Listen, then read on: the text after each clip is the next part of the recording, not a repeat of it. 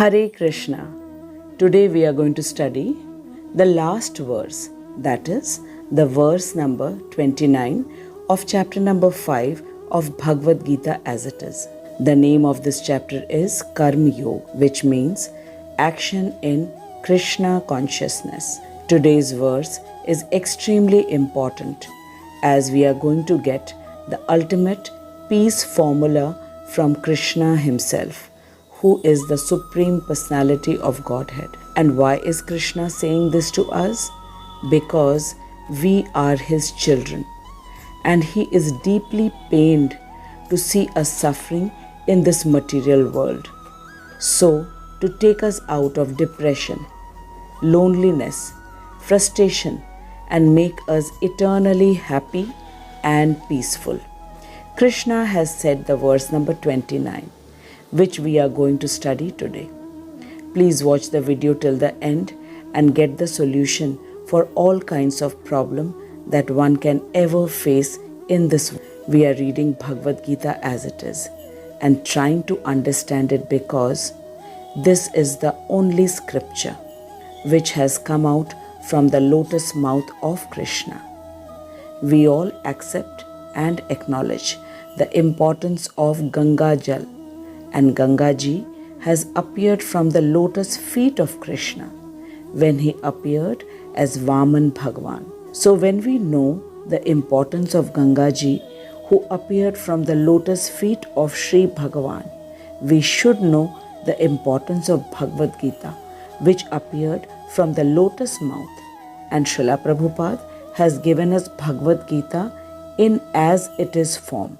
This is very important to understand that since there are many editions of Bhagavad Gita, but there is only one Bhagavad Gita as it is, which has been translated word by word with the purport by the founder Acharya of ISKCON, Om Vishnupad Paramhans Parivrajakacharya Ashtodhar Shri Srimad Abhay Charanarvind Bhakti Vedant Swami Srila Prabhupada, whom we call fondly our dearmost Srila Prabhupada. And Bhagavad Gita as it is the only book where we will find the solutions for all our problems.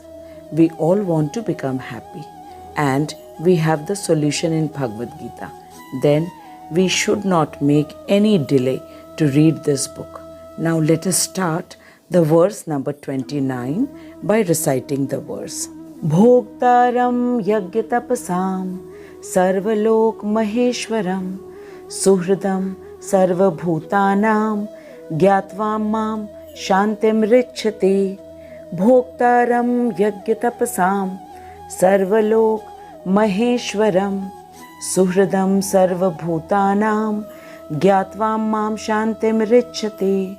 Bhoktaram yagyatapasam sarvalok maheshwaram suhridam sarvabhutanam gyatvam mam shantim richati. Krishna says that the sages, knowing me as the ultimate purpose of all the sacrifices and austerities, the supreme lord of all planets and demigods, and the benefactor and well-wisher of all living entities, attain peace from the pangs of material miseries. Bhoktaram yagyatapasam sarvalok maheshwaram suhridam sarvabhutanam gyatvam mam shantim richati.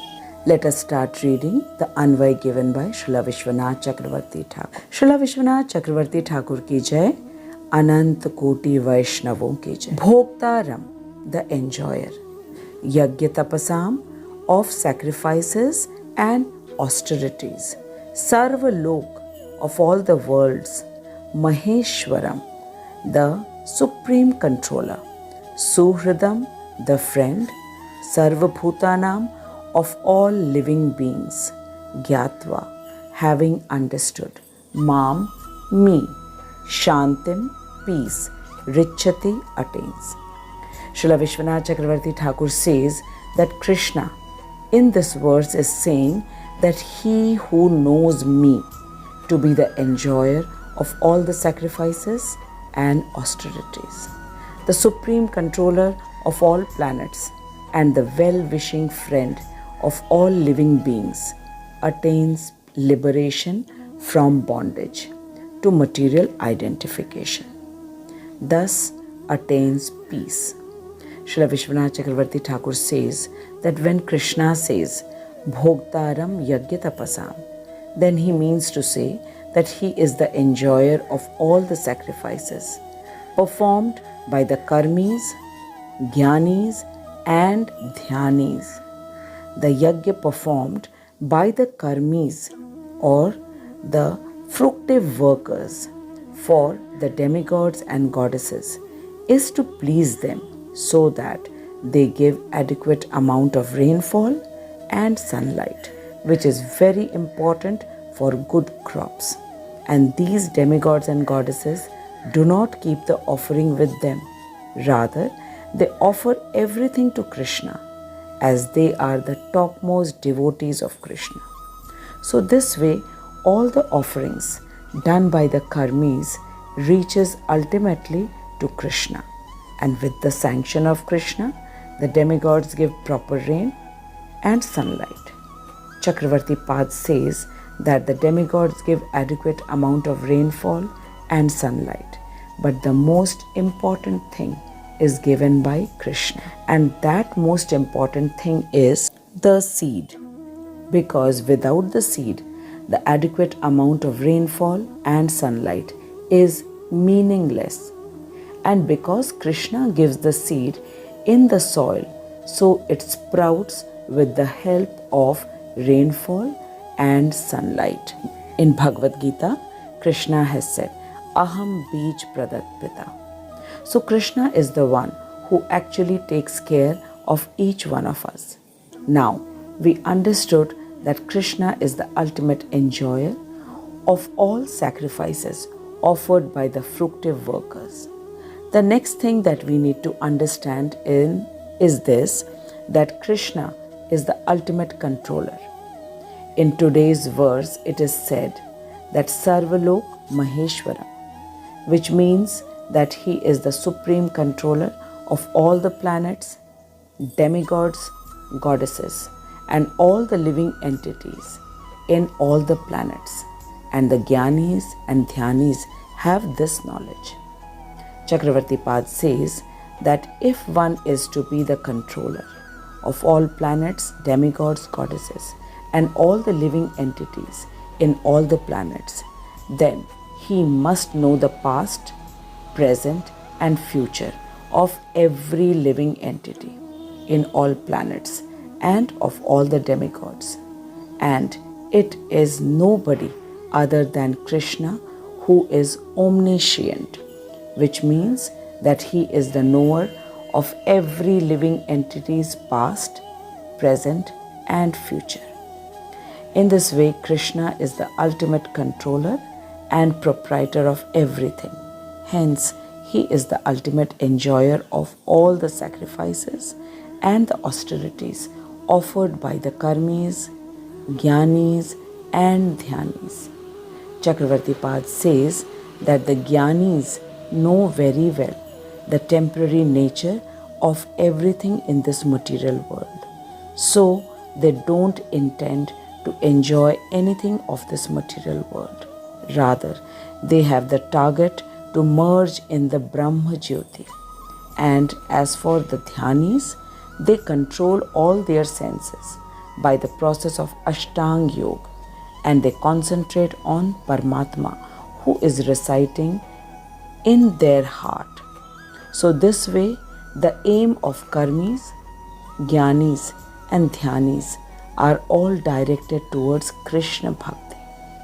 Now the third thing about Krishna which we need to understand is this, that he is the only benefactor, he is the only friend and well-wisher of every living entity. Here everyone means all the living beings, be it an ant or an elephant, water being like a fish or a bird, tree or a worm in the stool. Krishna is always accompanying everyone as Paramatma, and he is supplying everything to everyone. Therefore, he is the only friend of everyone. This way, Krishna looks after everyone and is the ultimate enjoyer, the ultimate controller, and the ultimate eternal friend of everyone. And anyone who has this knowledge will certainly never would have any desire to enjoy the material world and never wish to lord any place or anyone, and will never claim to be anyone's friend, neither he will think anyone to be his friend or well-wisher. Such a person certainly attains liberation from this material world, because our desires to enjoy and lord this material world binds us, and this person certainly attains peace because he has no desire, because he has complete knowledge that Krishna is the ultimate enjoyer, ultimate controller, and he is the eternal friend and well-wisher of every living entity. Srila Vishwanath Chakravarti Thakur ki jai. Now, let us read the purport given by Srila Prabhupada. Jagat Guru Srila Prabhupada ki jai. Anant Koti Vaishnavon ki. Srila Prabhupada says that the conditioned souls within the clutches of illusory energy are all anxious to attain peace in the material world. Illusory energy means the material world, which we popularly know as Maya. So Prabhupada says that the conditioned souls within the clutches of illusory energy are all anxious to attain peace in the material world, but they do not know the formula for peace, which is explained in this part of Bhagwat Gita. The greatest peace formula is simply this, that Lord Krishna is the beneficiary in all human activities. Human activities means doing one's own prescribed duty as a karmi, or not wanting to enjoy the material world. They are the jnanis because they know the temporary nature of this material world. And the dhyanis, they control their senses and they concentrate on seeing Krishna, who is residing in their heart as Paramatma. So Lord Krishna is the beneficiary in all human activities. Men should offer everything to the transcendental service of the Lord, because he is the ultimate proprietor of all planets and the demigods. Prabhupada says that no one is greater than Krishna. He is the greater than the greatest of all the demigods. Lord Shiva and Lord Brahma are also subordinate to him, and Krishna is the greatest amongst all the demigods and goddesses. He is the supreme personality of Godhead. Srila Prabhupada quotes this shlok from the Shvetashvar Upanishad, which is of the Veda. Tamishwaranam paramam maheshwaram tam devatanam paramancha daivatam patim patinam paramam parahtat vedam devam bhuvaneshamidhyam.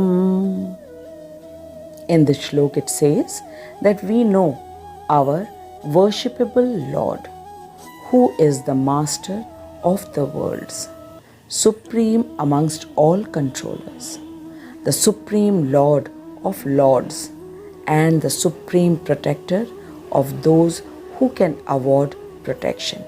We all know that demigods and goddesses, they are also controllers of the various elements of the material nature, like air, water, sunlight, fire, everything. But Krishna is supreme amongst all the controllers. Srila Prabhupada says that Krishna is transcendental, to impersonal Brahma. So we all know now that He is the supreme controller, He is the supreme proprietor, and He is the eternal friend of everyone. Srila Prabhupada says that under the spell of illusion, which is the material energy, which we call as Maya, living entities are trying to be lords of all they see, but actually they are dominated by the material energy of the Lord. The Lord is the master of material energy. He is Mayadhish, He is Mayapati. And we, the conditioned souls, are under the stringent rules of the material nature. Prabhupada says that unless one understands these bare facts, it is not possible to achieve peace in the world, either individually or collectively. This is the sense of Krishna consciousness. Lord Krishna is the supreme predominator, and all living entities, including the great demigods, are His subordinates. And one attains perfect peace only in complete Krishna consciousness. And Krishna consciousness means complete knowledge that Krishna is the Supreme Personality of Godhead. He is the ultimate enjoyer. He is the ultimate proprietor, and He is the ultimate friend of every living. Here Srila Prabhupada has given us the most perfect definition of Krishna consciousness. Srila Prabhupada says that when a person does all his work, whether in Karma Yoga, Jnana Yoga, or in Dhyan Yoga, in complete knowledge of Krishna consciousness, that means his relationship with Krishna, then it is said that he is in Krishna consciousness. Prabhupada says that this 5th chapter is a practical explanation of Krishna consciousness, generally known as Karma Yoga. And to work in Krishna consciousness is to work with complete knowledge of the Lord as the predominator, controller, and the eternal friend of all living entities. Such work is not different from transcendental knowledge. Means if anyone works in the complete knowledge of Krishna, then it is known to be that he is doing all his work in Krishna consciousness. Prabhupada says that direct Krishna consciousness is Bhakti Yoga, and Jnana Yoga is the path leading to Bhakti Yoga. In direct Krishna consciousness, the devotee sees Krishna everywhere, in everything and in everyone, and he does everything to please Krishna. And Jnana Yoga is the path which leads to Bhakti. Prabhupada further says that Krishna consciousness means to work in full knowledge of one's relationship with the Supreme Absolute, and the perfection of this consciousness is called to be in full knowledge of Krishna, or the Supreme Personality of Godhead. Prabhupada further says that a pure soul is the eternal servant of Krishna as his fragmental part and parcel. He comes into the contact with Maya, and due to his desire to lord, and this is the cause of many sufferings.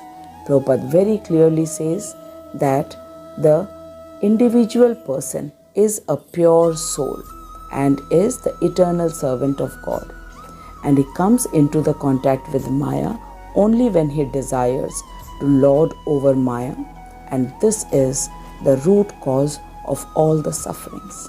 And as long as he is in contact with matter, he has to execute his work in terms of material. Krishna consciousness, however, brings one into spiritual life even while one is within the jurisdiction of matter, for it is an arousing of spiritual existence by the practice in the material world. This is why Bhagwat Gita is given to us, that we are all embodied souls. And to come out of this material body, we need the spiritual practice. And the spiritual practice of Krishna consciousness begins with listening about Krishna. The ninefold, the spiritual practice is Shravan, Kirtan and Smaran. The three first activities in Krishna consciousness. And once a living being, a person, starts doing this, he is immediately freed from the clutches of matter. Srila Prabhupada says that the Lord is not partial towards anyone. Everything depends on one's own practical performance of duties in an effort to control the senses and to conquer the influence of desire and anger. And attaining Krishna consciousness by controlling the desire and anger, one remains factually in the transcendental stage or Brahman. We all have understood in Karma Yoga and in Jnana Yoga that in Karma Yoga, the fire sacrifices for the demigods and goddesses is advised so that people may get all the material things but may not be subjected to the sinful reactions of it. And in Jnana Yoga, when a person does all his work knowing fully well that Krishna is the ultimate proprietor of everything and everything belongs to him, and in this material world everything is temporary, so he does not intend to enjoy this material world. Rather, he knows that all the reasons of this material problems is because one desires to enjoy this material world, and with the desire comes anger, and with anger the complete destruction of human life means he goes into the lower species in next life. So the Jnani knows it fully well that this material world is not meant to be enjoyed by any person, since Krishna is the proprietor of everything. So somehow he wants to just finish the material body of his own, and he wants to merge into the Brahma Jyoti of the Supreme Personality to end all kinds of sufferings and miseries of. And in Ashtanga Yoga, there is eightfold yoga system, and they are Yam, Niyam, Asan, Pratyahar, Dhyan, Dharana, Pranayam and Samadhi. All these are aiming for one to be able to see the Paramatma who is seated in the heart. And Prabhupada says, by the process of Karma Yoga, by the process of Jnana Yoga and the process of Dhyan Yoga, all these are directed to Krishna Bhakti. And amongst all these, the most easiest is to be doing the Krishna Bhakti, the Bhakti Yoga, that is by listening about Krishna, by thinking about Krishna and by speaking about Krishna. Thus, the person attains the perfection by the devotional service, which cannot be done, or we can say it is very difficult to be doing in Karma Yoga, Jnana Yoga and Dhyan Yoga. And all the various steps of Ashtanga Yoga can be done, but the perfection in the devotional service is the most easiest for any person to be attaining peace in the human life, and it is the highest perfection of human life. Srila Prabhupada says that the Supreme Krishna is never partial towards anyone. A person's spiritual progress solely depends on his own endeavors. The various paths that lead to bhakti are Karma Yoga, Jnana Yoga, Dhyan Yoga and Bhakti Yoga. And the central aim of every path is to lead a person towards the lotus feet of Krishna. And by pursuing these paths, when one knows and fully understands that Krishna is the supreme enjoyer, the supreme controller of all the planets, demigods, and he is the eternal friend and well-wisher of every living being. He is the seed-giving Father. He nourishes everyone's body and soul by the means of giving grains, fruits, vegetables.